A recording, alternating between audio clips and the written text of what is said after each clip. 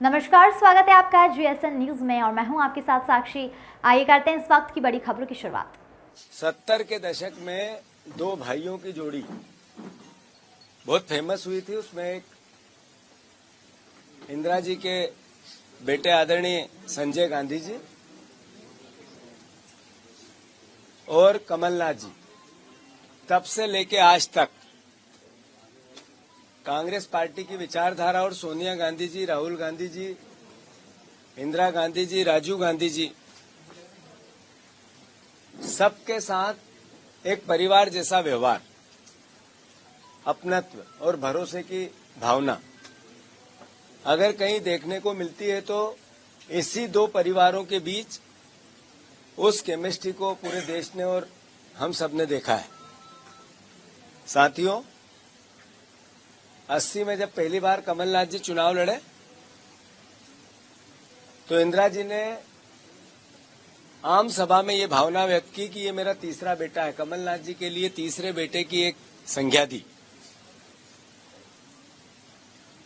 उससे आगे बढ़कर इस 45 साल की यात्रा में, राजनीतिक यात्रा में कमलनाथ जी की पिछले 7 साल से वो मध्य प्रदेश की कांग्रेस पार्टी के मुखिया के तौर पे हम सब कांग्रेस के कार्यकर्ताओं के साथ कंधे से कंधा मिलाकर हर परिस्थिति में सुख में, अच्छे में और बुरे में पूरी दृढ़ता से कांग्रेस के विचार को आत्मसात करके विपक्ष की भूमिका निभाते हुए निडरता से अपना कार्य करते रहे।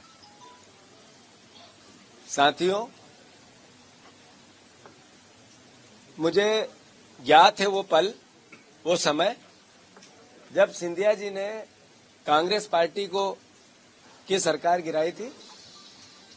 तब भी कांग्रेस का एक एक कार्यकर्ता कमलनाथ जी के विचार और उनके नेतृत्व के नीचे खड़ा था।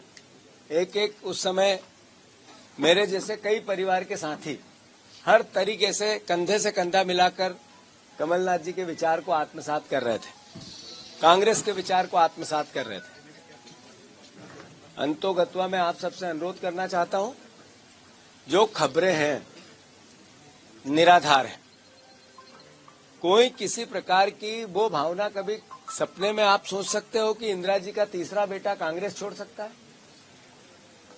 कभी सपने में भी ये विचार आ सकता है कि अभी 2 महीने पहले जिनके नेतृत्व में हमने चुनाव लड़ाए कि कांग्रेस का कार्यकर्ता अपनी जान लड़ाकर उनको मुख्यमंत्री बनाने के लिए अपना सब कुछ निछावर करता रहा, क्या उनको छोड़ने की बात कमलनाथ जी कर सकते हैं?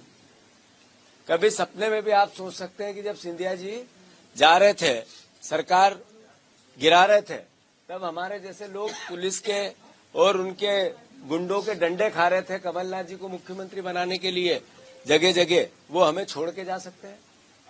कांग्रेस पार्टी को छोड़ के जा सकते हैं? मैं फिर से, जैसा कि अफवाहें हैं, राज्यसभा का चुनाव में अशोक सिंह जी का नाम कांग्रेस पार्टी में आदरणीय कमलनाथ जी ने प्रस्तावित किया था और उसी के आधार पर हम सब विधायकों ने भी किया था, हमारे पूरे नेतृत्व ने एक साथ मिलकर किया था और सर्वसम्मति से अशोक सिंह जी को राज्यसभा भेजा गया। और यही कारण है कि वो एकमात्र कांग्रेस के उम्मीदवार आप सबके बीच में। तो मैं फिर से, ये खबरें निराधार है और मैं मानता हूं कांग्रेस का एक एक कार्यकर्ता जो विपक्ष की भूमिका हमें निभाने को लेकर जनता का जनादेश मिला है, उसमें दृढ़ता से लगे हैं, लगेंगे। बहुत जल्दी जो कांग्रेस पार्टी ने मिनिमम सपोर्ट प्राइस किसानों की लागू की है, जो सपोर्ट प्राइस किसानों की भावना उनके अधिकार क्षेत्र में गारंटी के रूप में दी है, मिनिमम सपोर्ट प्राइस एक गारंटी है, इसकी भावना कांग्रेस पार्टी ने व्यक्त की है। इसके कार्यक्रम जारी हो रहे हैं और मैं मानता हूं कि सभी परिवार के यहां उपस्थित पत्रकार बंधुओं, जर्नलिस्ट भाइयों, आप सबको अनुरोध है कि भ्रमित जानकारियों से बचें। धन्यवाद।